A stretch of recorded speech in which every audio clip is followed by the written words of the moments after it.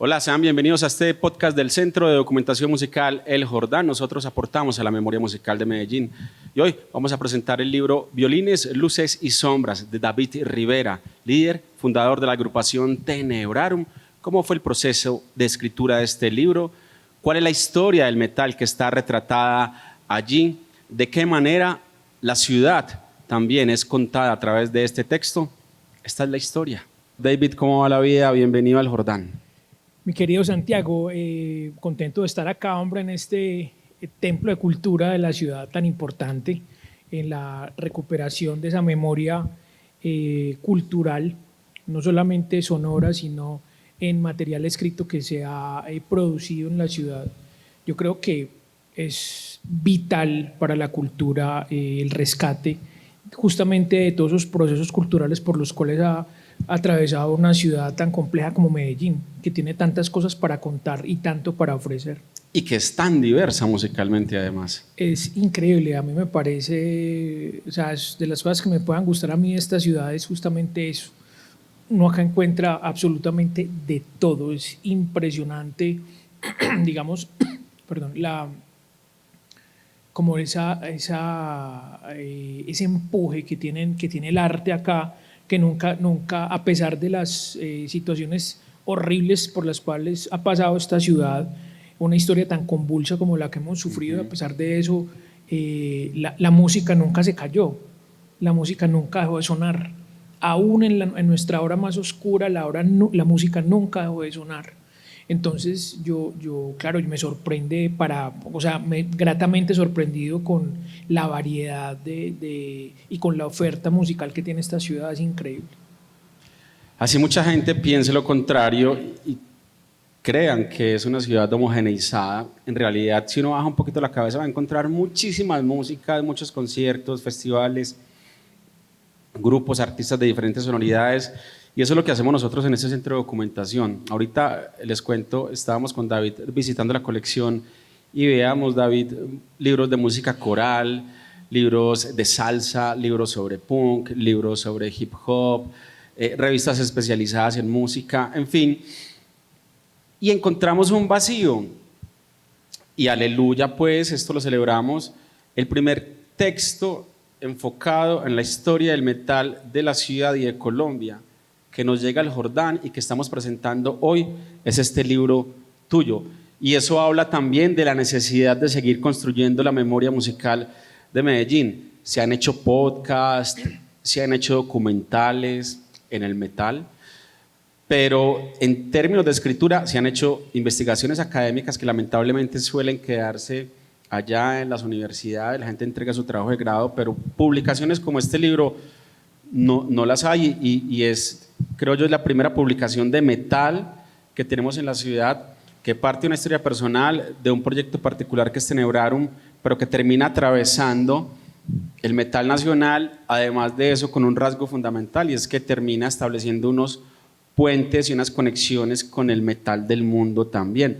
Entonces, pues en buena hora, David, qué maravilla, y no sé si tenías conciencia de la importancia de este libro en términos de documento escrito para aportar a la memoria, pues y lo acabamos de descubrir caminando la colección del Jordán como centro de documentación. Con este libro pasó lo que pasa con todos mis proyectos. O sea, yo nunca les doy la trascendencia que tienen. Simplemente cuando empiezan a crecer, toman patitas y arrancan a correr y a mí me toca ir corriendo detrás de ellos para alcanzarlos.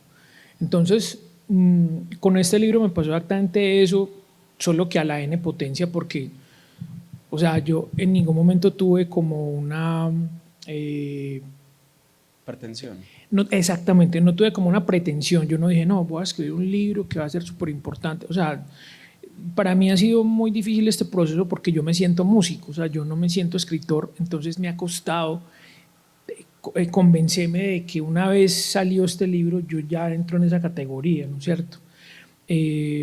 Yo arranqué de una forma muy inocente a escribir mi libro. En 2019 yo dije, uy, Tenebrarum va a cumplir 30 años el año entrante, vamos a hacer un libro. Yo muy bacaneado, yo dije, no, súper fácil, facilísimo. Un día llegué, le dije a mi mujer, le dije, hey, voy a escribir un libro. Me senté, prendí el computador. Word, 5 minutos. Me acuerdo que me contaste pues, en la villa de Urra hace años atrás sobre estaba escribiendo el libro de Tenebrar. Claro, entonces yo el día que arranqué, 5 minutos, nada. 15 minutos, nada. Media hora, o sea, ni una letra. O sea, nada sentado ahí. Yo ahí mirando y esa hoja en blanco acá. ¿Cómo empiezo? Y yo paniqueado porque yo dije, ay, pues pucha, y entonces, Ajá. ¿y entonces qué? Entonces empecé a hacerme unas preguntas. Yo dije, bueno, ¿qué es Tenebrarum? Tenebrarum es una banda de metal, ok, ok. ¿Quién había antes de Tenebrarum? Güey madre, ok. Ok. ¿Quién había antes de ellos? Mi libro empieza en la década de los 50 con la diáspora campesina producto de la violencia bipartidista. Cómo estos campesinos desarraigados de su tierra llegan a Medellín y ocupan la periferia de la ciudad, arman un rancho, arman 2 ranchos, arman un barrio, arman una comuna, cómo se aferran a esas montañas y cómo en la década siguiente llega el rock, cortesía de viajeros que traían LPs del extranjero. Pero el rock a Medellín llegó a unos sitios, digamos, muy deprimidos de la ciudad, con unas carencias terribles, con una situación de pobreza muy grande, y llegaron de la mano de las ideas de izquierda y del nadaísmo, que el maestro Gonzalo decía que él no iba a dejar ídolo en pie. O sea, ese era como su postulado, no vamos a dejar ídolo en pie, queriendo decir que se le iban a ir en contra al establishment paisa, que en este caso era una godarria muy dura, y obviamente esta gente empieza a ser señalada, empiezan a ser estigmatizados porque eran peludos, porque eran marihuaneros, porque se vestían de negro. Claro, además porque lo veían como una invasión yanqui. O sea, muchos decían, sobre todo la izquierda, veía la llegada del rock acá como una invasión yanqui, e incluso pues en todas las teorías que se formulan como una entrada de la CIA al país, pero son como relatos que se tejen con eso. Claro, y vino la persecución eclesial, porque la iglesia veía a estos personajes como unos pervertidores de las sanas costumbres. Entonces fueron excomulgados, y obviamente la unión entre la iglesia y el Estado hizo que el aparato de seguridad del Estado se les fuera encima, los arrestaran, los persiguieran. Y esa fue la dramática entrada del rock a la ciudad, ¿cierto? Entonces yo básicamente, yo no me considero ni un investigador ni un escritor. Bueno, tengo que salir de ese pensamiento, porque realmente lo que hice fue una investigación y escribí un libro. Pero digamos que en mi interior no me siento ni escritor ni investigador, pero yo soy un contador de historias. O sea, yo soy un contador de historias. Entonces, básicamente, así empezó el libro. Hubo un momento de gran inspiración para mí, y fue cuando puse como un referente a Bernal Díaz del Castillo. Para los que no sepan, cronista español. Claro, por supuesto, Bernal Díaz del Castillo fue un soldado a órdenes de Hernán Cortés, que le tocó todo el proceso de la conquista, la mal llamada conquista de México, que fue entre 1517, que fue la primera vez que el man... ¿Qué conquistas hay bien llamadas? Mucho por decir, pero bueno, eso no lo hablaremos en este momento. Bien. Pero digamos que es un proceso muy interesante y va más allá de lo que la gente cree, que el pobre pueblo indígena que fue sometido por los malvados españoles. Eso hay que revisarlo, es una historia que está mal contada, y entonces es un punto muy importante, y es que yo hice todo lo posible por estar apegado a la verdad. El rollo es que la verdad no procede de una sola fuente. La verdad se construye a partir de muchas fuentes, porque hay muchas verdades. David, ¿pero qué fue lo que te llamó la atención de ese cronista? Listo. Este man, como te decía, era un soldado, combatió duramente, y cuando tenía 80 años, el man dijo, voy a escribir mis memorias. Y básicamente lo que el man hizo fue una descripción de todo lo que se acordó. Y él escribió un libro que se llama Historia verdadera de la Nueva España, Y ese libro se convirtió en la piedra angular de futuras investigaciones en los siglos por venir de los mexicas, mal llamados aztecas. El pueblo mexica obviamente es sujeto a una cantidad de investigaciones, de cronistas de distintas, digamos, épocas, pero en particular los que vivieron esa época son los, digamos, los más autorizados. Y Bernal Díaz del Castillo conoció en persona a Moctezuma, por ejemplo. La descripción que hace de Moctezuma es como que tuviera la cabeza metida dentro de la máquina del tiempo. Es impresionante lo que este man cuenta. Entonces este man básicamente lo que hizo fue contar su historia. Entonces yo dije, yo voy a hacer lo mismo, yo voy a contar mi historia. Lo que pasa es que para poder contar mi historia le tuve que dar un contexto. Tuve que situar a Teneo Aarón en el contexto histórico de la ciudad. Y eso me llevó a entender que mi historia no es mía, sino de muchos. Y el tono, digamos que hay un tono testimonial en el libro, pues es un testimonio tuyo que se entremezcla con rasgos de crónica también, recreando escenas, lugares, atmósferas, momentos. Desde el principio, digamos, fue de esa manera. ¿Vos lo pensaste de otra forma? Este escritor, digamos que lo tomaste como referencia, hablaba así porque el libro tuyo es contado en primera persona. Estuve ahí, me vi, le vi, caminé. A ver, fue muy gracioso porque yo cuando empecé a escribir, yo empecé súper bacaneado. Entonces, ¿qué parcero? Sí, okay. Entonces, claro, aquí hablando entre nosotros es muy bacano. Pero cuando usted lee eso, usted dice, uy, qué horror. Entonces, usted dice, uy, no. O sea, no me puedo cartelear así. Quitaste el ñerín de ahí. O sea, me tocó quitar el ñerín mal, me tocó quitar y me tocó empezar a realmente primero a pensar, segundo a entender que yo me estaba montando en una vaca loca y que yo necesitaba ayuda. ¿Cierto? Porque el libro no es que me haya salido al fondo de los cojones, pues no.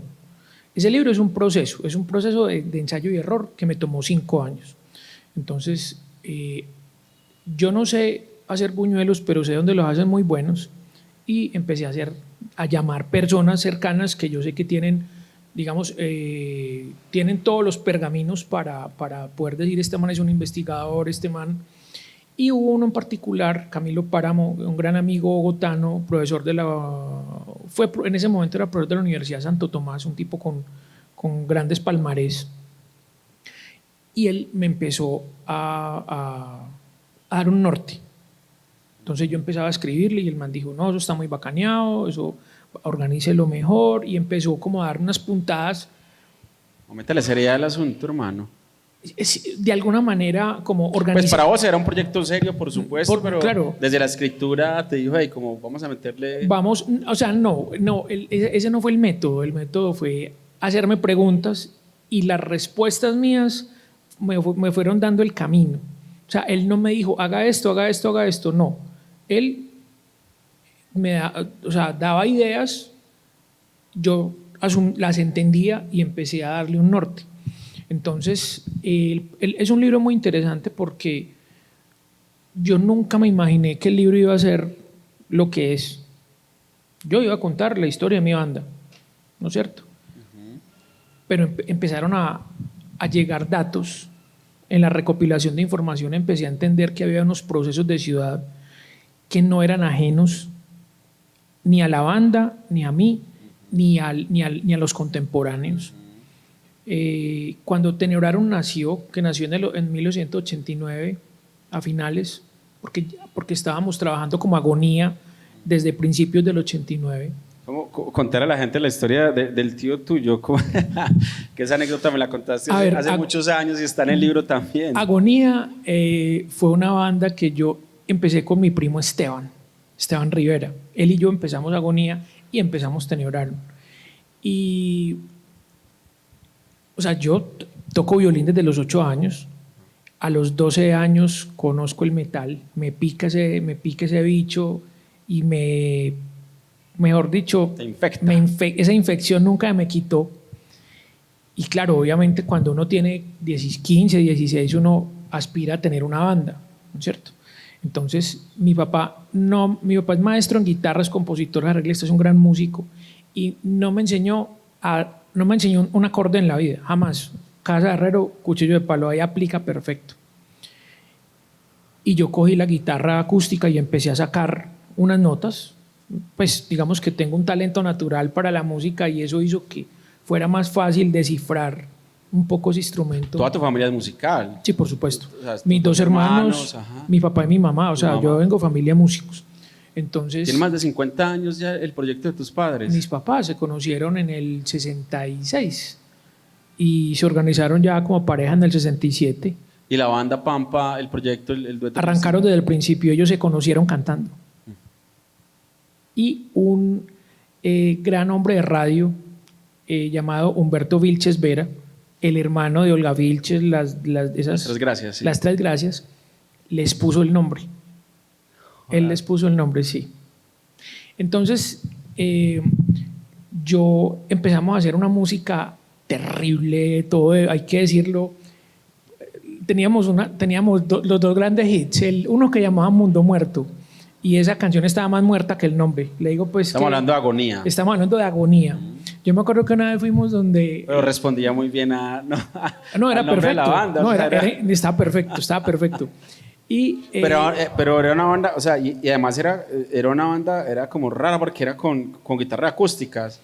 Claro, porque no había para eléctrica. Ajá. O sea, pero no la hacían ni chisa, ni les pusieron, era acústica. Sí, claro, el sonido amplificado de la pobreza. O sea, por ejemplo, la grabación fue así. Yo grabé, o sea, grabamos un casetcito por ahí. Entonces yo grabé la guitarra con una grabadora. Y sobre eso... ¿De periodista en ese entonces? No, de esas de rapero. De esas grandes.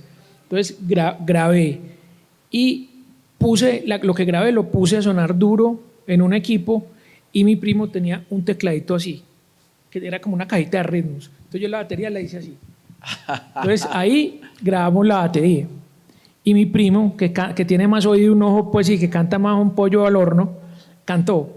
O sea, eso era una defecio y yo muy orgulloso, yo conocía a los de Amén, que en esa época pues eran manes que tocaban y tal, que ahí estaba Iron Sánchez y tal.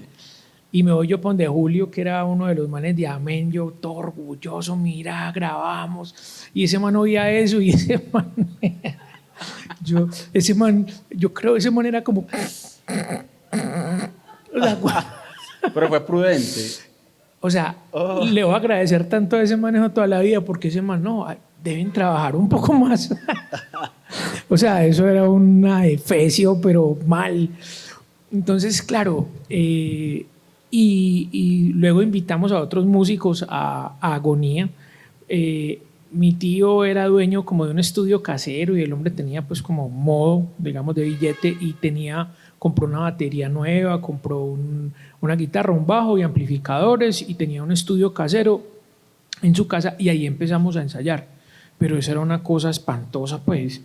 Y finalmente ya éramos amigos de Bull Metal, ya habíamos conocido a María Ponte y finalmente voló todo el mundo y quedamos Mario, Bull Metal y yo y esa fue la primera alineación de Tenebraron. El nombre se lo puso Víctor Gallego. Pero nada más con toda la anécdota del tío. Sí, entonces fue muy charro porque se me arrima muy serio y me pregunta, ¿oíste cómo es que llama la banda de ustedes? Angustias. No. Y entonces, bien, ese es el germen de Tenebrarum, sí, ¿cierto? Claro, así empezamos. Agonía. Un muy humilde principio, la verdad. Pero todo principio. Sí, claro. Si no hay principio, sí, claro, hay que empezar por algún lado. Además que es importante, entiéndase que es agonía, no es agonía, que mucha gente a veces, ¿cierto? Podía generar, no, son dos proyectos completamente distintos. Esta era una agonía, pero de verdad. literal. Eso es importante y está reflejado en el libro. Este libro está dividido en 6 grandes bloques, pero los bloques están llenos de múltiples microrrelatos, ¿cierto? Que se van conectando. El primero es Albores al son de bambucos y pasillos. Ahí hablas de tus papás, de tus comienzos en la música, del violín, de tus primeros maestros. enseguida tocó algo con tus maestros que me parece muy interesante, pero por ejemplo aquí se habla la historia de mi violín, la primera grabación con Reencarnación, el conocimiento inexistente que creó un sonido, tu encuentro con el metal, ese es el primer capítulo. El segundo es Aventuras metaleras en una ciudad maldita, ¿cierto? Aquí está Agonía, está tu encuentro con Bull Metal, el ensayadero de Luis Emilio, que es tan importante. El tercer bloque es Tenebrarum, ya el nacimiento como tal, Sí, claro. en medio de la hecatombe de una ciudad, y aquí está pues el origen, los primeros toques, quiénes músicos que van y vienen. El cuarto gran bloque es Encontrando el camino en medio de la oscuridad, las grabaciones, el Carlos Vieco, Toños de Alcohol, que es fundamental para la banda, toques en otras ciudades, el apoyo del hit musical, me parece muy importante también esa mención. El quinto bloque es Encontrando el camino, ya digamos, luego de Trasegar, Plaza de Toros de Armenia, el Blood and Tears, la guitarra de mis sueños, bueno, el Sol Negro también, y finalmente un bloque que es una nueva era, un nuevo horizonte que tiene que ver pues con el hoy, con el recorrido, el avance, en fin, Manitú ahí presente. Hay algo que me parece, por eso es tan importante la memoria, y es que en la historia de la música de la ciudad hay algunos documentos que hablan de ello, pero a mí me causó fascinación que vos lo pusieras y que lo pusieras además de una experiencia personal con quien fue tu profesora de violín, ¿cierto? Y que es mucha gente, muchos europeos, gente de diferentes países de Europa, huyendo a la Primera, a la Segunda Guerra Mundial, llegaron acá y terminaron siendo grandes maestros de la música. O sea, tenían una formación en sus países en diferentes instrumentos, en canto, en fin, eso es clave. Esa historia me parece muy bonita, David, y me gustaría que la comentaras un poco de ese inicio precisamente con esa primera profe y que está retratada en este libro. Por supuesto, Margot Levy se llamaba, ya tristemente murió el año pasado. Margot nació en Berlín, Alemania, en 1929. Sus papás judíos eran activistas antinazis. La Berlín de los 30 fue muy convulsa porque esa fue la década en que Hitler sube al poder. El antisemitismo en todo su furor. Y el papá de Margot, Max, un ingeniero eléctrico, entendió lo que se le venía pierna arriba y este man decide sacar a su familia de Alemania porque él sabía que los iban a matar, porque la Gestapo los empezó a perseguir. Entonces se consiguió un contrato de trabajo falso y salió por el puerto de Hamburgo. La salida fue muy traumática. Él le dijo a toda la familia que se fueran, pero el abuelo materno de Margot era un ruso que había peleado en la Primera Guerra Mundial a órdenes del Kaiser Guillermo. Entonces, él pensó que su condición de veterano de guerra lo iba a proteger. Entonces él dijo que yo no me voy de mi casa, yo no me voy de mi país. Y la familia, cuando vieron que el patriarca no se fue, tampoco arrancaron. Y este man dijo, no, yo sí saco a mi mujer y a mi hija, los saco. Un contrato de trabajo falso. Estaban saliendo por el puerto de Hamburgo y ya se iban a montar al barco cuando los paró un oficial nazi y les pidió los papeles. Entonces el man con mucho miedo le entregó los papeles al oficial de aduanas que lo estaba requiriendo. Mira, pero señor Levy, es que usted es ingeniero eléctrico, usted no se puede ir. Alemania necesita hombres como usted, la nueva Alemania necesita hombres como usted. Usted no me puede ir. No, pero mírame, que es que yo, pues no, es que tengo un contrato y yo me tengo que ir. Hermano, no. No. Alemania lo necesita. La nueva Alemania necesita hombres como usted no me puede ir. Y al man le entró entre rabia y miedo y le dio como una cosa y, no, es que yo soy judío, no, es que nos tenemos que ir. Y el oficial nazi lo miró. Se quedó en silencio unos segundos y le dijo, váyase. Entonces, ¿por qué viene esta historia a colación? Porque la Margot. generosidad de un nazi permitió que 50 años después un niño colombiano pudiera tocar violín. Entonces, claro, ellos llegaron acá sin hablar una palabra de español, llegaron a Barranquilla. De Barranquilla a él lo contratan en el Astor y se vino como gerente del Astor. Y aquí Margot, que era una niña muy talentosa, conoce a Joseph Matza, que era un checo que había salido huyendo, un checo judío que se vino volado para que no lo fueran a matar y llegó a Medellín. Entonces ese señor creó como la escuela de violín que gestó músicos entre los 40 y los años 60. Los violinistas que se gestaron en Medellín fueron alumnos de este señor, que sobre él se debería escribir un libro, la verdad. Y Margot se volvió una gran violinista y con los años se convirtió en una gran profesora de la Universidad de Antioquia. De hecho, yo no empecé con ella, yo empecé con Rudestela Álvarez, pero un año después, cuando di mi primer concierto, que fue en la Cámara de Comercio, que ahí en el libro está la foto de ese concierto.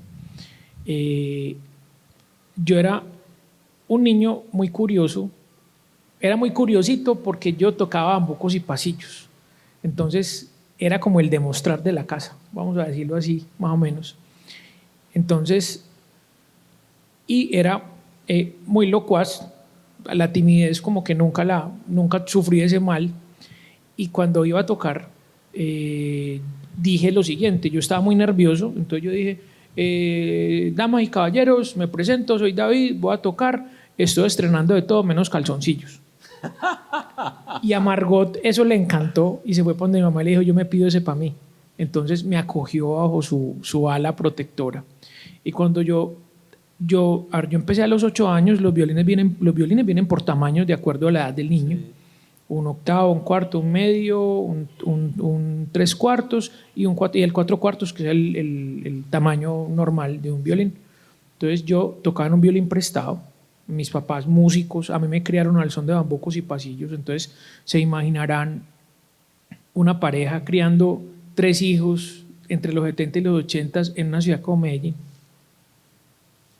a punta de bambucos y pasillos, o sea, duro.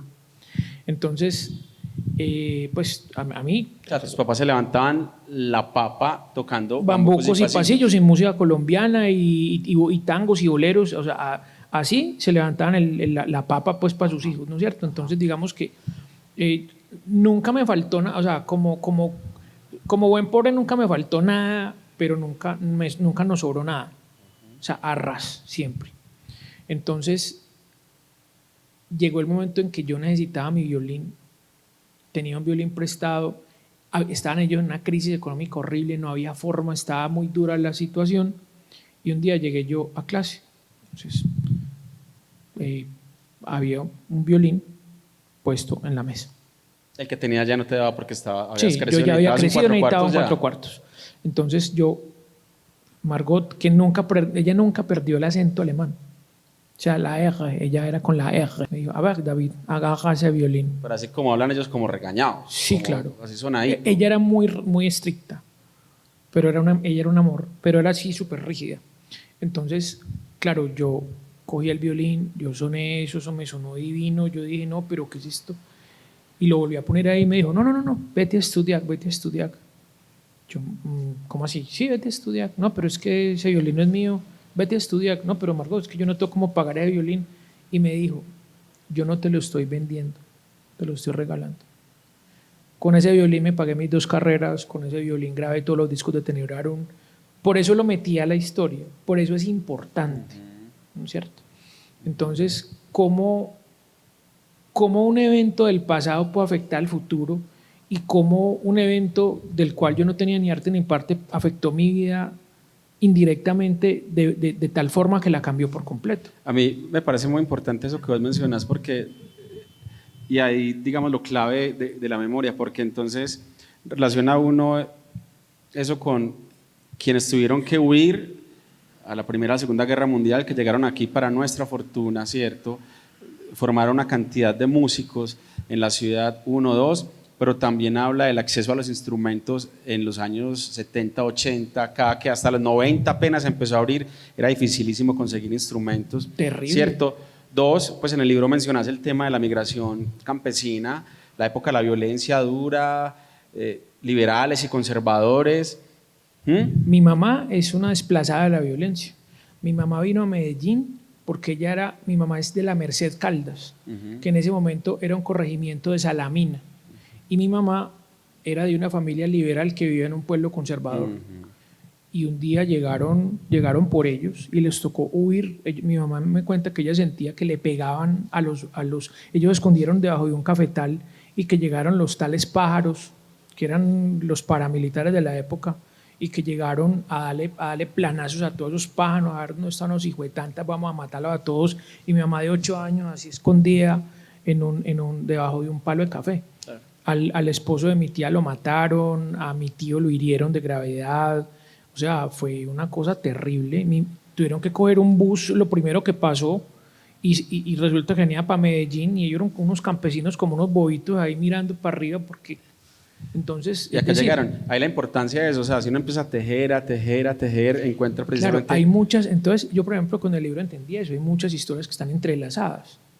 O sea, y vuelvo y te digo, no es una verdad, es un conjunto de historias que cuando uno empieza a contarlas, se va uno más o menos dando cuenta de qué es la realidad, ¿no es cierto? Entonces, en ese sentido, yo, digamos que sin saberlo específicamente, pero sí tenía como esa, más o menos como el instinto de contar esas historias entrelazadas, porque finalmente todo eso hace parte como del constructo cultural al cual tenemos acceso ahora.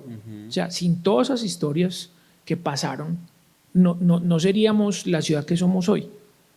Y eso David, hay algo, perdóname, meto la cucharada ahí con ese constructo cultural del que hablas y de nuestro contexto. Cuando revisamos los libros ahorita en el Jordán, ojalá pasen, vengan cerquita al barrio Robledo en Medellín, a una cuadra del parque, y revisen la colección, vimos que hay unas publicaciones sobre la memoria del punk, variadas, de distintos autores. En el metal no, ya lo comentamos. En el hip hop hay algunas cosas que salieron con presupuesto participativo, no se han vuelto a publicar como textos sobre hip hop en la ciudad, algo de Bogotá, Santiago Sembrano, más una mirada nacional, pero centrados aquí, del reggae y el ska. Hay una deuda, bueno, acaba de salir el libro de Don Vito, un cuaderno de bitácora de un mal cantante, que habla, ese libro es muy importante porque yo creo que es el primer libro, además de Medellín en Vivo, la historia del rock, que es del 97, pero que pasó muy por encima el metal, el punk, el new wave, el hip hop, el ska, el reggae. Este se centra en el ska, es también como esa primera publicación de Ricardo Gómez Don Vito. Pero en el metal hablábamos que no, digamos, no están esos documentos. Y voy a lo siguiente, en el punk encontramos muchos relatos relacionados con el barrio, con los amigos, con la calle, con la violencia en los barrios, con el sicariato y con el narcotráfico. En las conversaciones que hemos escuchado, siempre vos hablas de eso, mencionas a Pablo Escobar, mencionas la violencia, el nombre de Tenebrón viene de esa época tenebrosa, oscura también en la ciudad, pero esta es una duda que me parece importante para hacer registro de memoria. Algunos punqueros se volvieron pillos, o sea, de hecho algunos punqueros los perseguían porque unos pillos se vestían de punqueros, o incluso hay historias de gente que iba a New York, que eran manes, que eran pillos e iban a rumbear a New York y a New Order, sobre todo a New Order, y eran manes que parchaban con la gente que estaba ahí, con Tato Lopera, con no sé qué, y después se daban cuenta que eran pillos, pero eran manes New Wave, ¿sí me entendés? No era que se disfrazaran. Punqueros sí, unos se volvieron pillos y terminaron muertos. En el metal, ¿cómo sucedió? O sea, en el mayor también algunos se volvieron pillos o no, o eso se dio más en el punk. Por supuesto que sí, le tengo la historia. Por favor. Nevirus, la banda de black metal, que es una banda de black metal icónica.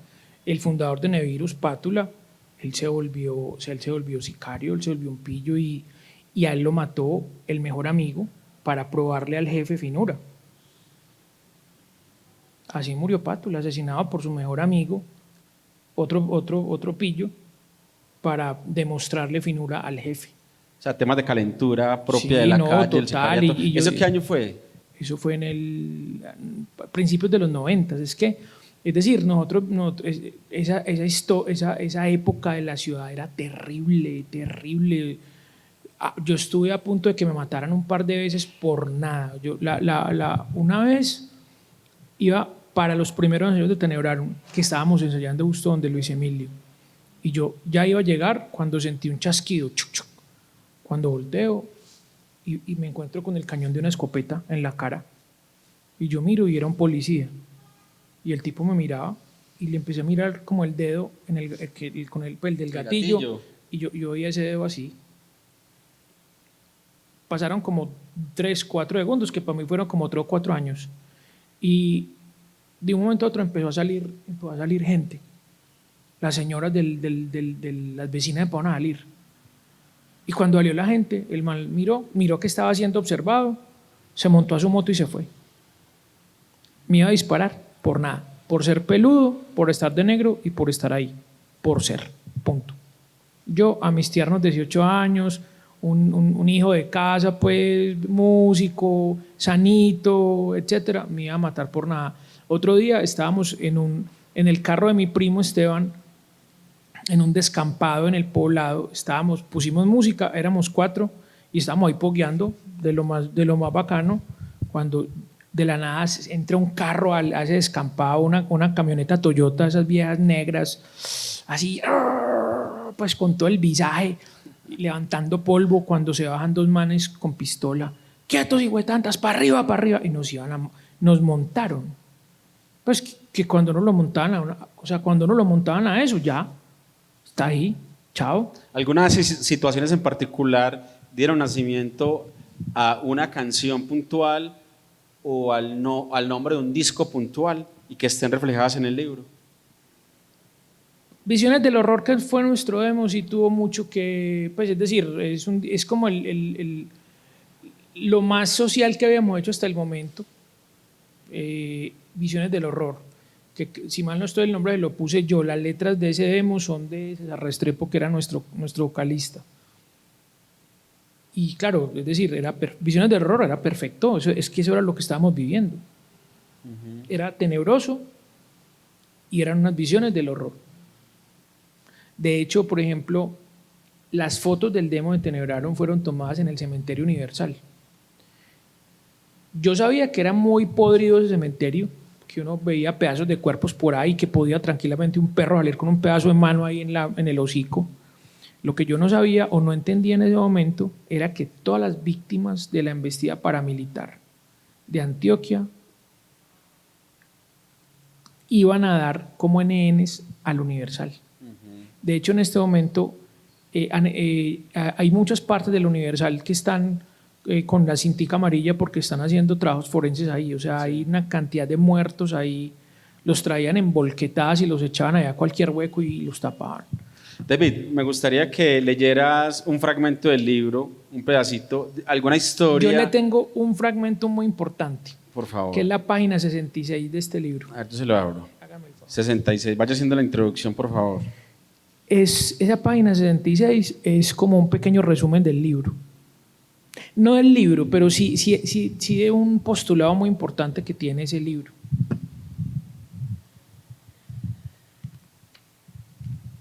Resiliencia, capacidad de adaptación de un ser vivo frente a un agente perturbador o un estado de situación adversos. Capacidad de un material, mecanismo o sistema para recuperar su estado inicial cuando ha cesado la perturbación a la que había estado sometido. Los metaleros que vivimos en carne propia los estragos que el narcotráfico hizo en nuestro entorno social inmediato, con su estela de descomposición social y muerte, somos sobrevivientes. Pudimos dejarnos corromper, entregarnos al dinero fácil, aprender a matar por encargo, volvernos mercaderes de la muerte y ser leales apóstoles de Pablo Escobar, el falso Mesías paisa. Pero en vez de eso, elegimos resistir por medio de la música y del arte. Nuestra respuesta no fue suave. Ante una realidad opresiva, la respuesta fue violenta, contestataria y radical. El infierno que nos rodeaba fue el infierno que quisimos representar con nuestro sonido, nuestra indumentaria y nuestra forma de reaccionar. Yo creo que el desarrollo de la música pesada en Medellín nació a partir de la necesidad de crear una armadura frente a agentes externos que amenazaban nuestra misma existencia física. Nuestra hermandad metalera nació de compartir vivencias fuertes que solo ocurrían en lugares en guerra declarada de otros rincones del planeta. Pero infortunadamente, esa misma dureza del entorno nos volvió hostiles e hizo que nos metiéramos en una especie de caparazón. Forjamos un lenguaje propio y una forma de ver la vida que por obvias razones era cerrada y excluyente. Al sentir que no había futuro, porque la existencia se podía perder a la vuelta de la esquina, cortesía de una bala con nuestro nombre grabado en ella, o salir en átomos volando por el estallido de una bomba, nos aferramos a lo que nadie nos iba a poder quitar jamás, nuestro metal como forma de vida. ¿Por qué es concluyente para vos este fragmento? Porque entendí tres cosas. La primera, que los metaleros de los 80s y 90s de Medellín somos sobrevivientes del conflicto armado en Colombia. ¿Por qué? Porque el motor del conflicto armado es el narcotráfico indudablemente, y ese mismo motor era lo que movía los barrios y movía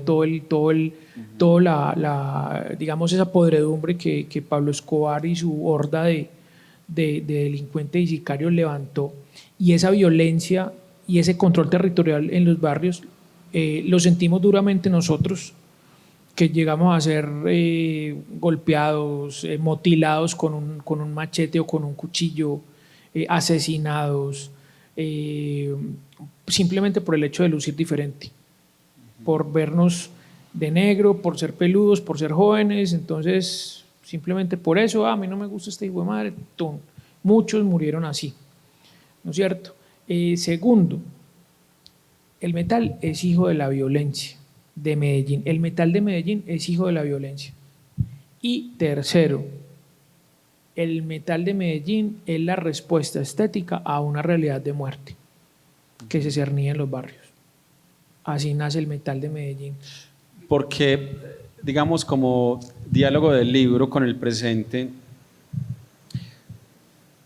si bien esta ciudad sigue siendo una ciudad violenta, desigual, una ciudad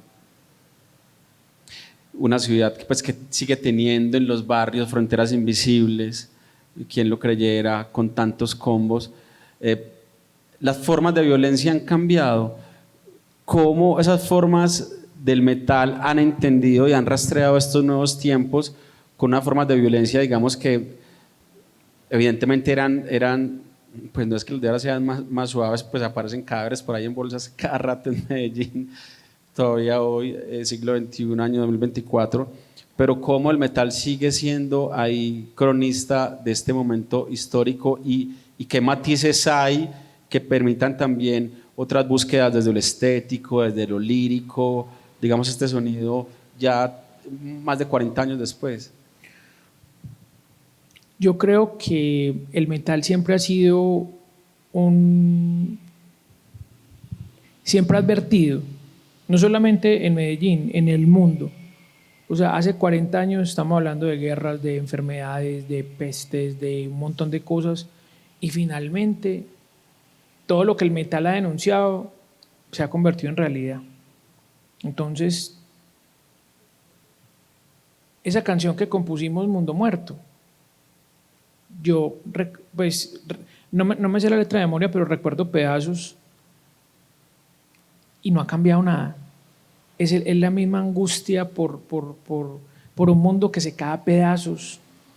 Yo creo que ahora más que nunca, porque digamos que en los 80s teníamos la excusa de la Guerra Fría. Era una guerra que no estaba declarada y era una guerra en la cual dos entidades tenían el control absoluto de todo en el mundo y había un cierto equilibrio entre ellos por el miedo a la destrucción mutua asegurada, ¿no es cierto? Entonces había cierto control. Ahora no, ahora hay muchos agentes libres, mucho loco suelto, y ahora es más peligroso. Ahora más que nunca tenemos el peligro de una guerra nuclear, por ejemplo. Entonces, latente todo el tiempo. Todo el tiempo. Ahora más que nunca, porque ya no hay un equilibrio de poder. Ya muchos pueden tomar una iniciativa unilateral que puede llevar al desastre. Entonces el metal de alguna manera sigue más válido que nunca sus postulados y más vivo que nunca, lamentablemente.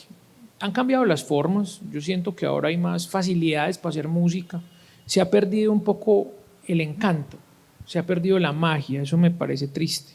La mística. Sí, en los 80s el metal era un club exclusivo, era como estar en un club exclusivo pero de pobres, así, literal.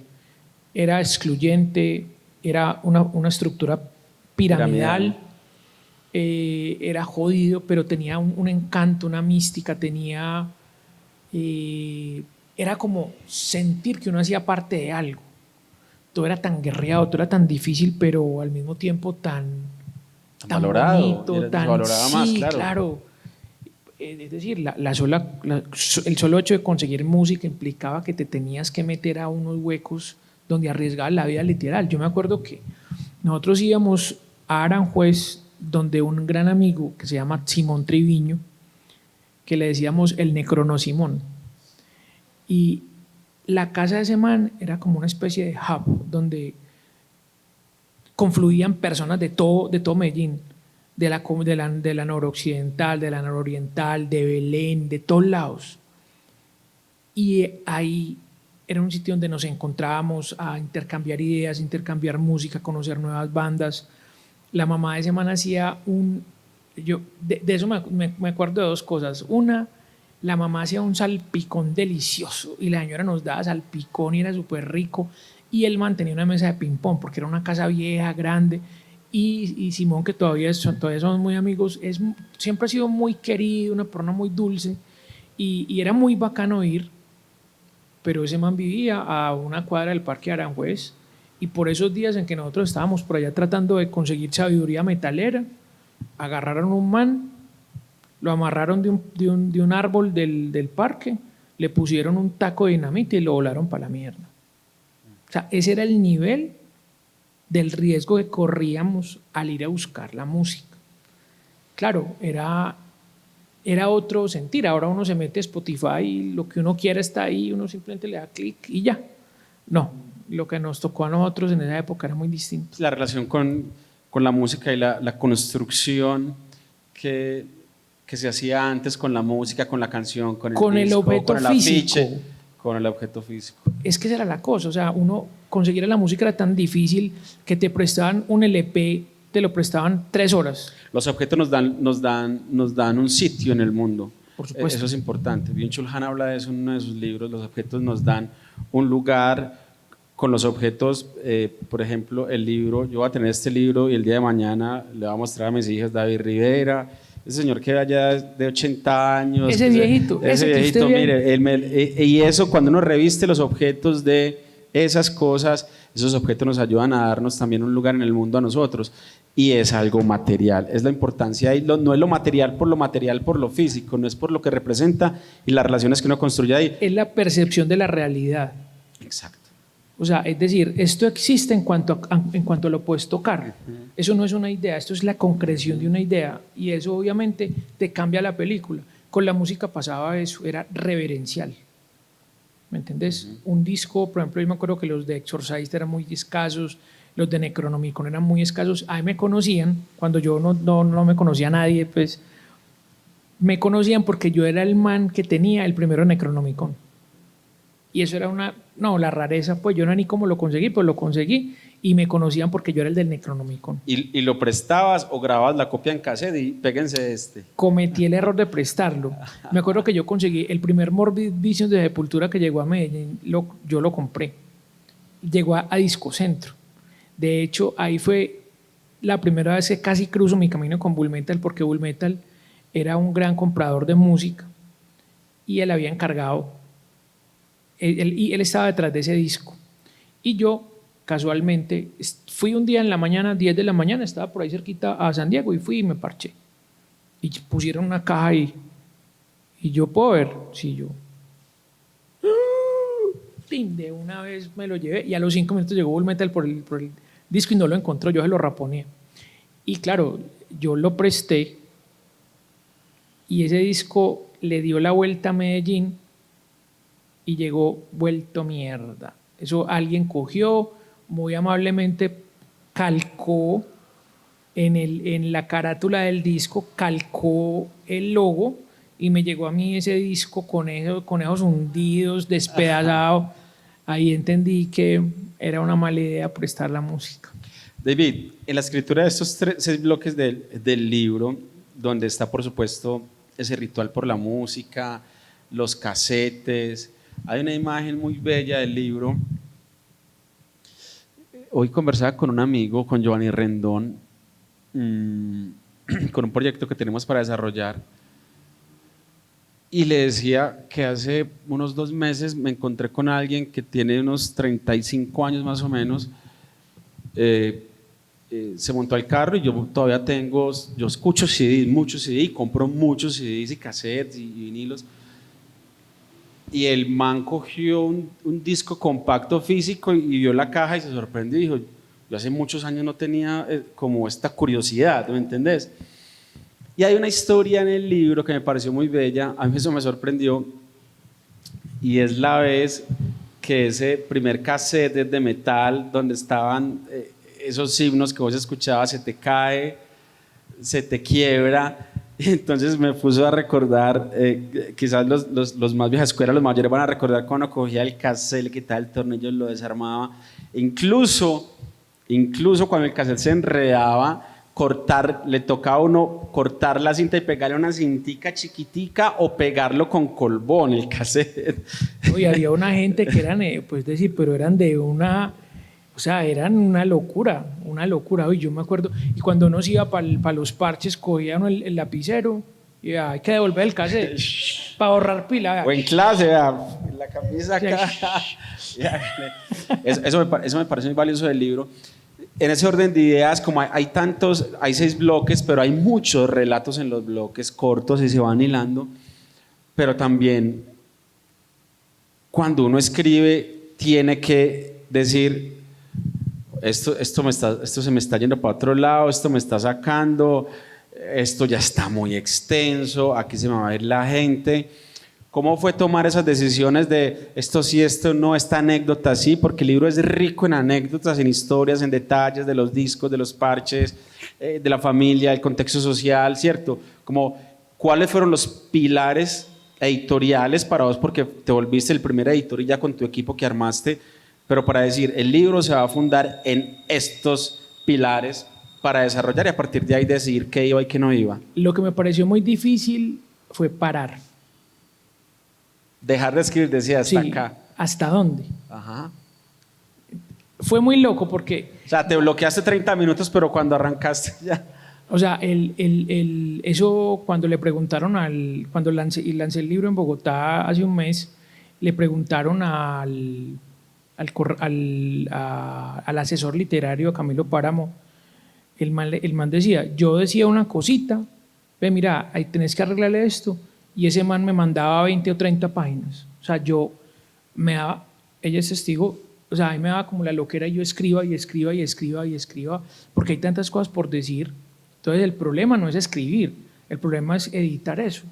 O sea, cómo organizarlo cronológicamente, cómo darle un sentido, porque claro, hay cosas que te suenan a vos muy bien y vos te acordás y son charrísimas, pero cómo hacer para que vos contes eso y que la gente entienda. ¿Qué te ayuda a delimitarlo? O sea, ¿qué te ayudó? Dijiste esto, entonces, fechas, personajes, pero entonces, ¿qué personajes? ¿Cómo hiciste para hacer el filtro? Porque además son 30 años, ¿cómo decide uno la información que va y no va? O sea, bueno, cabe anotar que yo escribí 400 páginas.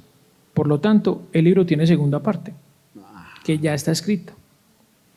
Lo que pasa es que empiezan las preguntas. Por ejemplo, hace 15 días me pasó algo que me puso a pensar mucho, y es que me invitaron a tocar en medicina legal, en unos quinquenios de medicina legal. Y conocí... A vos, David, violinista. Sí, o sea, Confama me contrató para que tocara en medicina legal. Lo que yo hago es tocar violín en eventos, ahí me contratan personas naturales y empresas y yo voy y hago lo que tengo que hacer. Y toqué, Pero yo tenía una idea en la cabeza, y es que, claro, yo cuando empecé a escribir, yo nunca pensé que iba a investigar y que le iba a meter un contenido social al libro, porque ese no era el objeto de la escritura del libro, pero así salió. Entonces, el libro, la primera parte del libro está desde los 50 hasta el 97, y la segunda parte del 97 hasta el 2019. Lo que pasa es que ya no va a ser hasta el 2019 porque ya han pasado. Hay que actualizarlo, Hay que claro. actualizarlo, obvio. O sea, 250 páginas más. Entonces, esa es la preocupación, porque hay un evento del cual quiero hablar que me parece muy pertinente, y es de qué manera la retoma de la Comuna 13, la Operación Orión, impactó al arte de la ciudad, particularmente el rock y el metal. Entonces, me toca hacer una serie de investigaciones para entender. Primero, eso es bien interesante porque siempre ha estado muy narrado desde el hip hop, sobre todo de la Comuna 13. ellos se apropiaron de la narrativa y hicieron de esa narrativa un negocio. O sea, a mí no me gusta la Comuna 13 porque me parece lo más mamón, porque te quieren vender una historia, una narconovela y una pornomiseria que a mí no me interesa. Debajo de todo eso hay unas historias muy tesas y hay un agravante, y es que de eso se hablaba muy poquito realmente. De eso no hay libros. Lo que hay son informes del ejército de operaciones militares sobre el terreno. Ahí pasaron cosas muy horribles que hasta qué punto vale la pena contarlas, porque muchos de los protagonistas de esa historia horrible están vivos y supieron meter muy bien esas historias debajo de un tapete.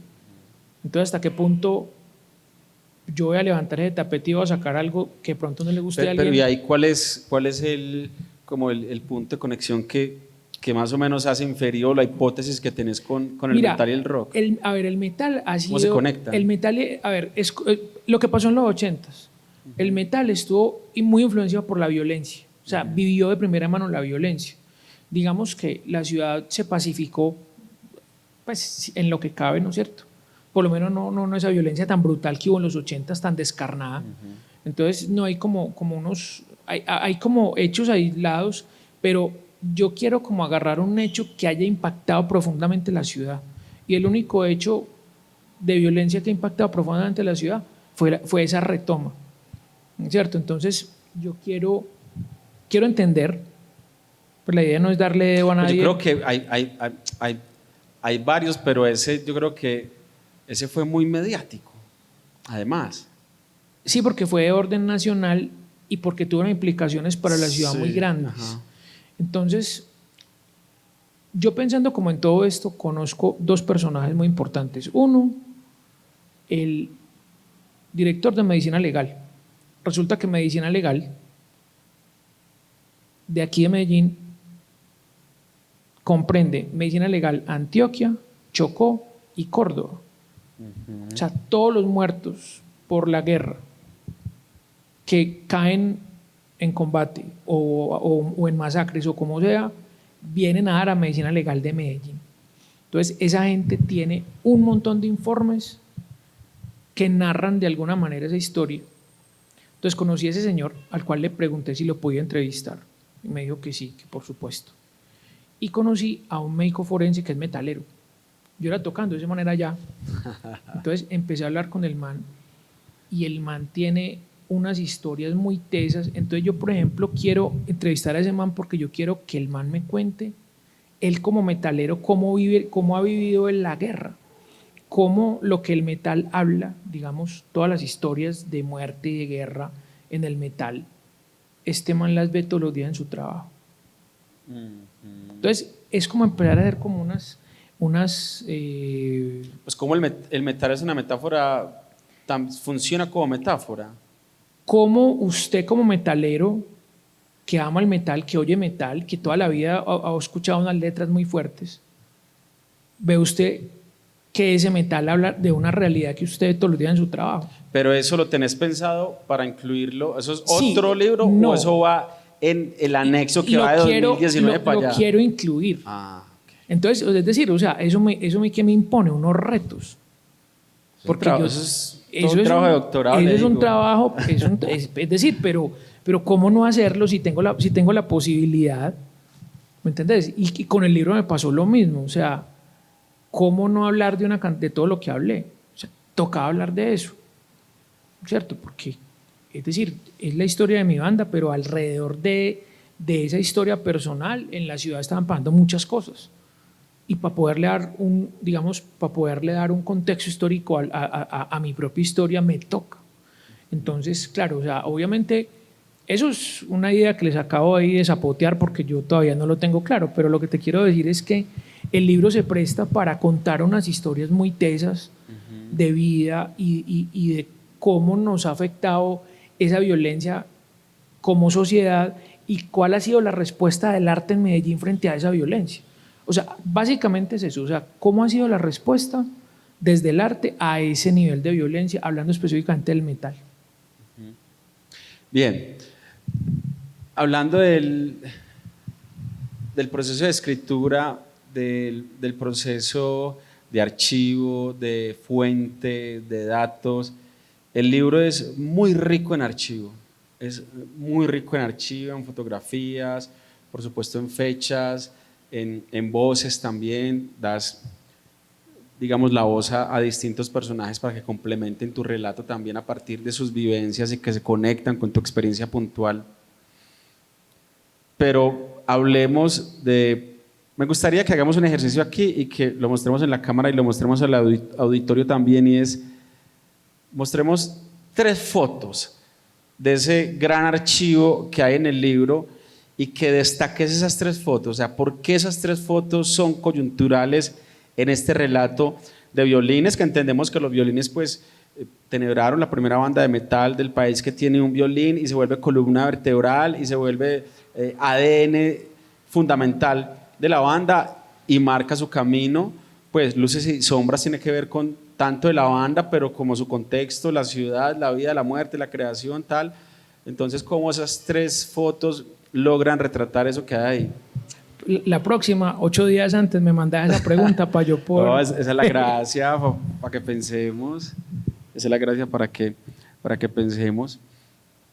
Creo que hay algo importante con este libro, David, mientras revisas ahí, y esto para toda la gente que escucha y está en el auditorio, es que estas grabaciones son muy importantes porque estamos hablando del libro, pero empezamos a hablar de un montón de historias, de momentos, de dinámicas sociopolíticas, y que finalmente a veces mucha gente como David pues crece, se va del país, con los años todos nos morimos, entonces la gente se muere y se va con las historias. Estas historias las registramos porque son nuestra memoria, son nuestro patrimonio inmaterial que está en la cabeza, y cuando lo grabamos en el sistema de bibliotecas, en el centro de documentación, estamos creando documentos que queden a disposición de todos, de la ciudadanía y del mundo también a través de la página del sistema de bibliotecas.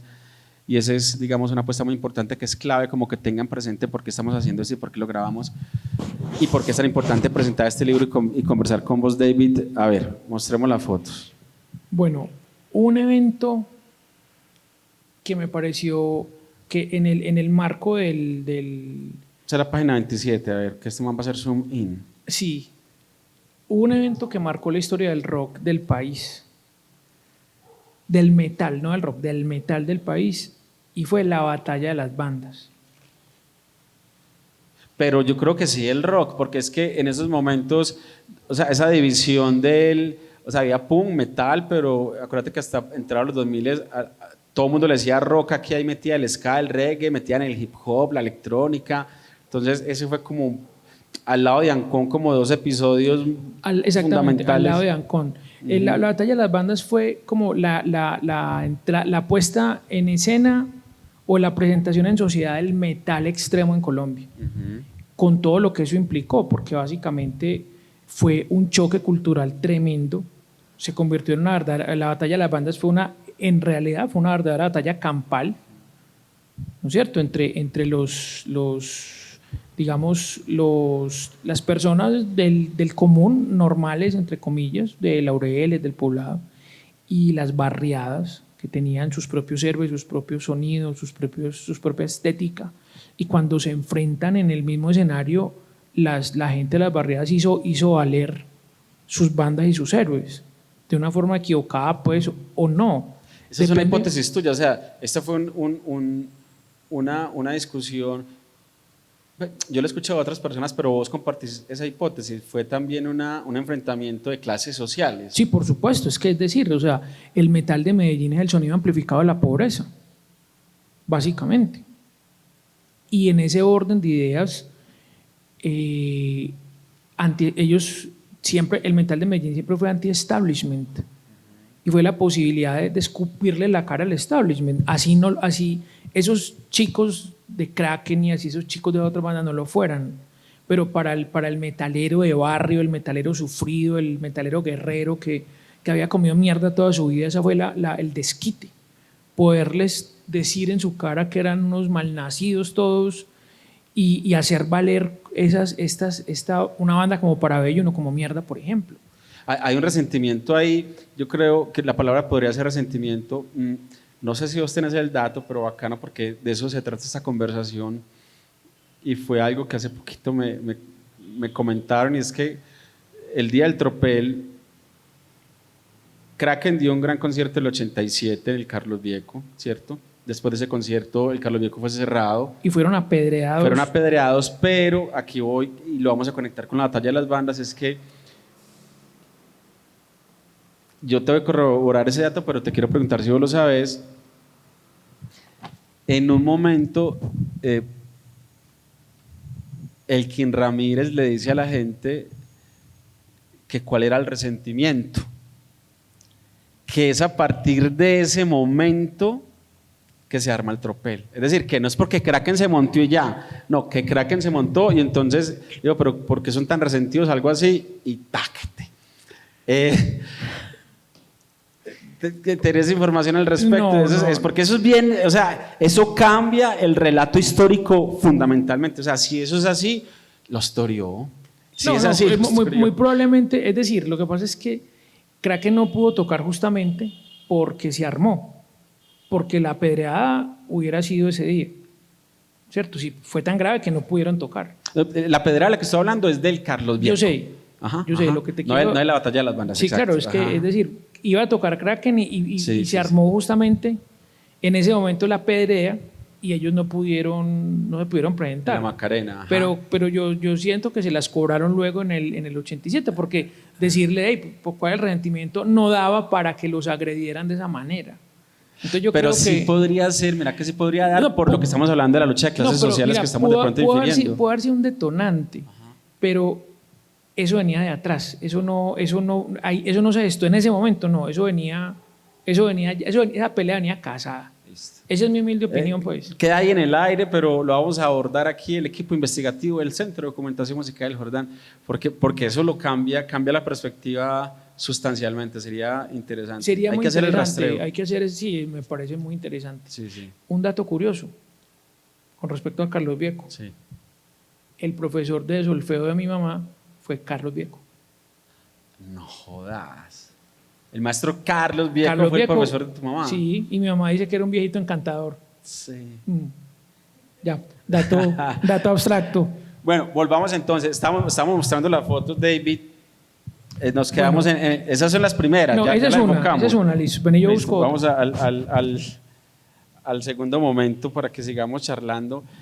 Y por eso es importante estas conversaciones, porque mira que uno empieza a hilar las diferentes fuentes que, por ejemplo, están en este libro o están en los que encontramos en la colección del Jordán, y lo que le dicen a uno, dicen, no, se armó un tropel, el Carlos Vieco, y entonces Kraken no pudo tocar, los encendieron, pero conversando y escarbando, dicen, lo que pasa es que les dijeron esto, y Elkin Ramírez lo dijo, con todo el cariño pues, y el respeto que le tenemos al Titán, pero es un relato histórico que hay que aclarar también, porque es necesario para saber entonces dónde nos movemos y cuál es la historia que vamos a seguir contando al respecto, porque si no vamos a quedar contando todo el tiempo que no iban a tocar a Kraken y que lo encendían a Roca, pero eso nos podría aclarar algunas cosas. Bueno, la página 31. La 31. Bueno. Váyanos contando esa página. Mientras yo la abro aquí, pues.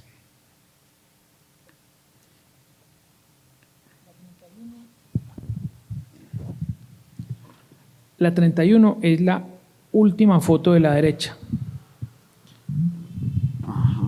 Ah, eso tiene que ver con reencarnación, ¿cierto? Esa foto, O sea, esta. esa humilde foto, tiene una historia. Dígame que guardó ese lapicero. Guardé la hoja. Ah, bueno, la hoja es algo, muy bien. ¿Tenés Esa- esta hoja original? Porque Sí, es un claro. archivo tuyo. Claro, por supuesto. Ajá. De pronto se la dono al Jordán. Sería tremendo. Esa humilde partitura es la primera representación gráfica del metal colombiano. Fue la primera vez que se hizo una partitura o una representación escrita musicalmente del metal colombiano. Esa partitura la escribimos entre Piolín y yo. Es decir, esos son los arreglos del violín, para tocar el violín. Sí, del 888 metal, Ajá. que los dos en medio de una gran ignorancia pudimos hacer una gráfica que me permitió hacer una guía para poder grabar. Para los que no saben, yo grabé el violín del álbum 888 Metal de Reencarnación, que fue grabado en el 88. Justamente ese es el primer larga duración de metal que se grabó en el país. Ese disco trascendió fronteras gracias a Bull Metal, ese disco influenció a los manes de Mayhem. Ellos, el black metal no nació en Medellín. El metal de Colombia sí, el black metal no, pero ese disco en particular, si vos te pones a ver fotos viejas de Mayhem, del ensayadero, está el logo de Reencarnación hecho con una navaja de ese disco, del cual yo toqué el violín. Y eso me convirtió en el primer violinista de este lado del mundo en grabar con una banda de metal extremo. Entonces, De ahí la importancia de esa foto. Ahora, he ahí la la tercera. importancia. Y la tercera, ¿Qué página?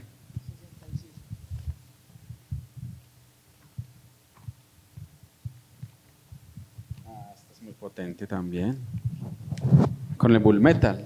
esa foto que están viendo ahí es la primera foto que se tomó Tenebrarum a finales de 1989. ¿Por qué es importante esa foto? O sea, es la primera foto como banda. La primera foto bajo el nombre de Tenebrarum Como Tenebrarum. es esa. Uf. Entonces, De izquierda a derecho, de empezando. izquierda a de pie. derecha está Bull Metal en la batería, Esteban Rivera, cofundador de Tenebrarum en el bajo, David Rivera, cofundador de Tenebrarum en la guitarra, Juan Alvear, que tocaba la guitarra, y Mario Aponte, que era el vocalista. ¿Por qué es importante? Pues por obvias razones, para mí es muy importante, pero porque creo yo que es pertinente. Porque, primero,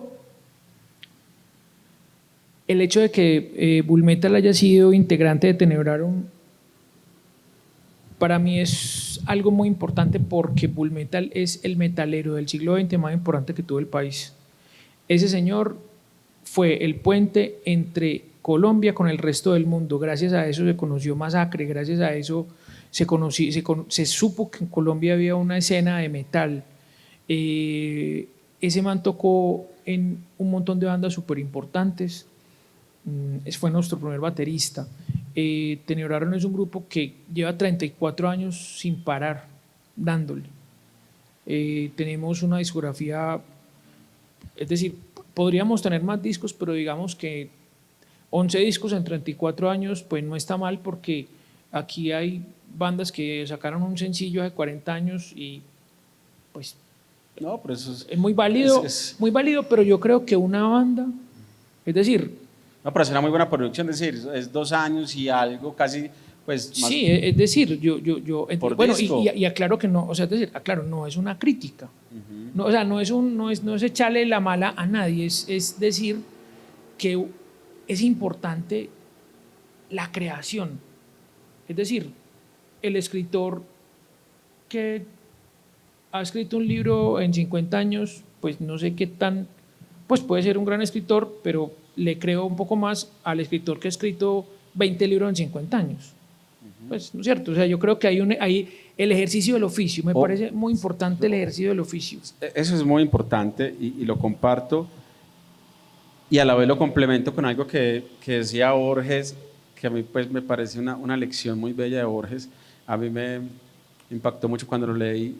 Borges decía que él se enorgullecía más de los libros que había leído que de los libros que había escrito, que él lo hacía más grande los libros que había leído que los libros que había escrito. Ahorita, ¿Vos sos buen lector? sí. ¿Sos juicioso leyendo?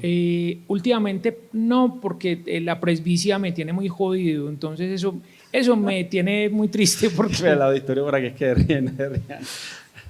Todos con los años también. Sí, no, estamos, sí, claro, pero me los gasté leyendo.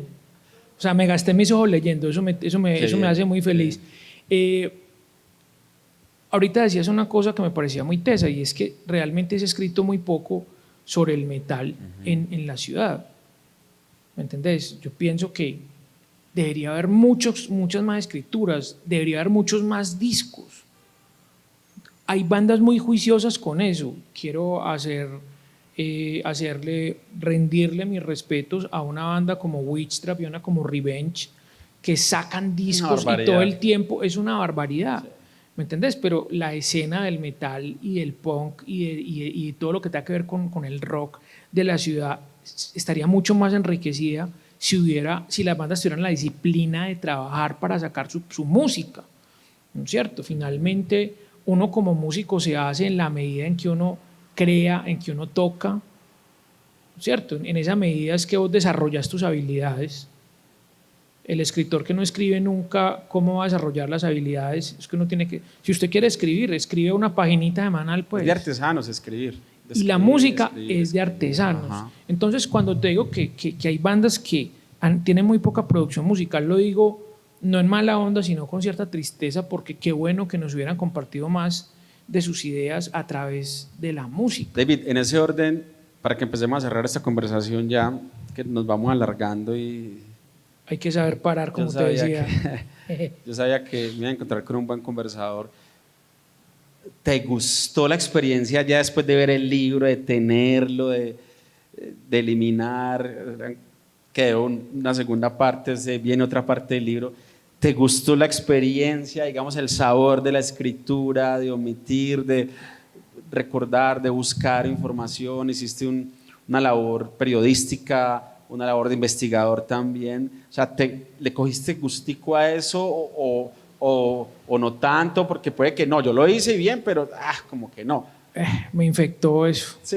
Sí, como el metal, me infectó. Entonces ya el rollo va a ser, pues que mira lo que te estoy diciendo. O sea, ya se me ocurrió entrevistar los de medicina legal, a ver cómo hago el puente entre el metal y la violencia que se vive en el país, ¿me entendés? O sea, te salen ideas, empiezas como a pensar y te cambia la perspectiva, o sea, empiezas a ver de una forma mucho más holística todo el proceso. Una cosa del libro que me gustó mucho y fue que yo tuve que hacer mucha arqueología metalera. Me tocó ver muchos videos, muchas fotos, porque uno no se acuerda sino del 30% de su propia historia. Usted y yo hace 5 años estábamos en la villa tomando pola en Valhalla y usted me dice, no fue en Valhalla, estábamos en la licorera. ¿Me entendés? Eso para mí fue un aprendizaje muy duro porque uno no se acuerda de nada, entonces empezar a buscar ese material, empezar a desenterrar esas fotos, a pedirle el favor a la gente que le prestaron las fotos, y hubo mucha gente que fue pues bastante hostil. Me encerraron la puerta en la cara muchas veces, gente que me pudo haber prestado fotos, que me pudo haber ayudado y no les dio la gana. Y yo no me lo esperaba, pensé que la gente iba a ser más generosa. Afortunadamente sí hubo gente muy generosa, como Román González, por ejemplo, que me dio acceso a su material fotográfico, y gracias a eso el libro se enriqueció con eso.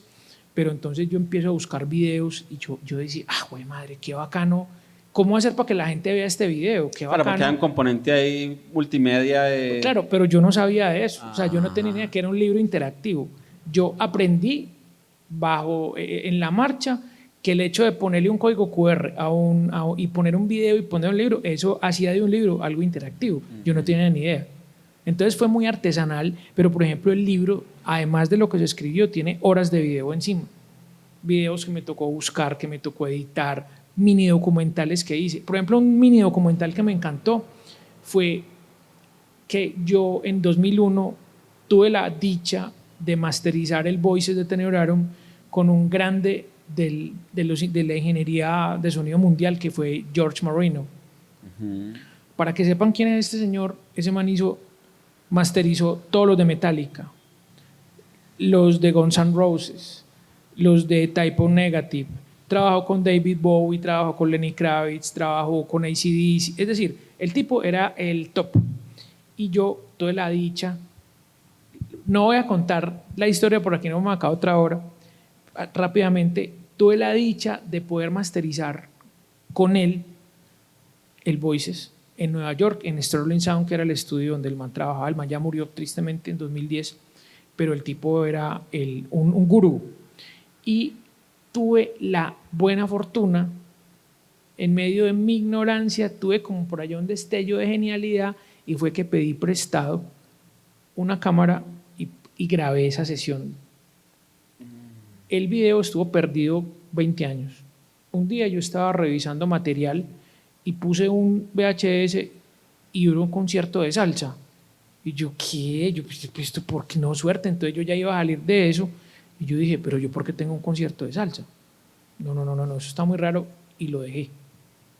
Cuando, ¡pum!, sale George Marino y resulta que Eliezer, el de musical, vivía en Nueva York. Yo fui donde ese man, le pedí posada, yo me quedé donde Eliezer, y Eliezer me prestó su cámara. Con la cámara de Eliezer, perdón, grabé, y cuando me venía para Colombia, el man cogió, no tenía un taco de VHS nuevo, y cogió uno usado y me grabó lo que yo grabé en ese taco de VHS. Entonces, gracias a que fui paciente y vi lo que había, encontré eso. Entonces, ¿cómo no poner en el libro ese material al cual yo edité? Le hice fue un mini documental que hice con ese video, con un personaje de talla mundial, con un personaje tan importante para la industria del rock. ¿Cómo no poner el video de ese man en mi libro? Claro, entonces ahí empieza como todo este proceso investigativo a rendir unos frutos que yo no me esperaba.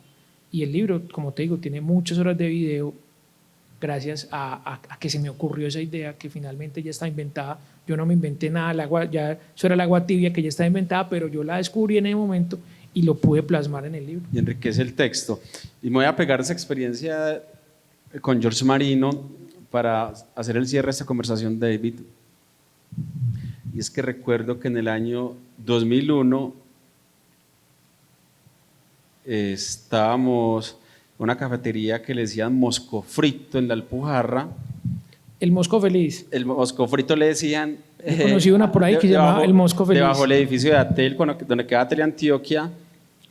Y ahí te hice la entrevista de ese libro, de ese disco en el año 2001, del No Voices. Jodas. Y ahí me contaste esa historia.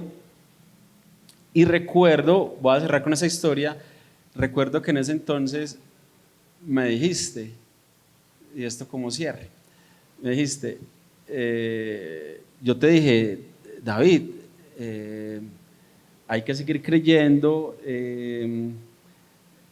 y el metal da, pues, como cuál es tu lección después de todo esto con el metal, estar en los Estados Unidos, grabar el disco, además que estás muy orgulloso de ese disco, porque me decía, es un disco que puede escuchar a un ejecutivo en la casa, el Voices, pero lo puede escuchar a un metalero, entonces es un disco como que funciona para mucha gente. Todavía sigo muy orgulloso de ese disco. es un disco increíble, a mí me gusta mucho. Y me dijiste al final algo, mira, me quedan muchos saldos en rojo de la tarjeta de crédito,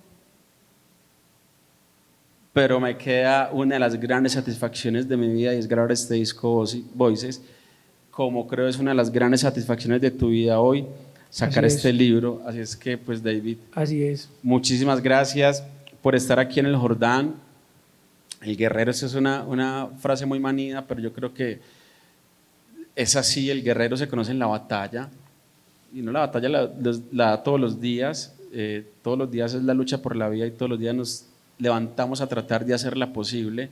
De hacerla posible es este libro, ese Voices, el próximo disco que están grabando de Tenebrarum. Entonces, gracias por esta conversación, por la historia, por darnos detalles de la escritura, del proceso, por contarnos también y aportar sobre todo a ese vacío que todavía hay en la historia del metal nuestro, en la ciudad, en el país. Hay documentos muy dispersos que es parte del trabajo que estamos haciendo como centro de documentación. Intentar agrupar esos documentos para que la gente, cuando quiera buscar una información precisa, en este caso sobre el metal, va a encontrar una fuente, digamos, a partir de un relato, unos testimonios, unas voces que van a marcar también una ruta y van a dar elementos para un investigador, Claro, un por estudiante. supuesto. Entonces, David, gracias y siempre bienvenido a esta tu casa, el Centro de Hermano, muy Documentación querido, Musical muchas Jordán. gracias. Bueno, nada, pues los invito a que vengan al Jordán. Es un templo de la cultura, un templo de conocimiento y es un patrimonio de los antioqueños y de los colombianos. No se le olvide decir que usted va a dejar el libro para que la gente pueda ir a consultarlo. Por supuesto, el que quiera ir a curiosear, aquí lo va a encontrar. Aquí se los vamos a dejar para que esas futuras generaciones de rockeros sepan que hubo muchos que la tuvieron que guerrear mucho para que en Medellín hubiera cultura. David, gracias. A vos, parcero. Un aplauso para David Rivera. Gracias por escuchar y conocer estas audiciones comentadas, este club de la música, estos relatos del Centro de Documentación Musical del Jordán. Hoy presentando este libro de David Rivera, Violines, Luces y Sombras, 30 años de Tenebrarum. Seguimos aportando a la construcción de la memoria musical de la ciudad. Hasta la próxima.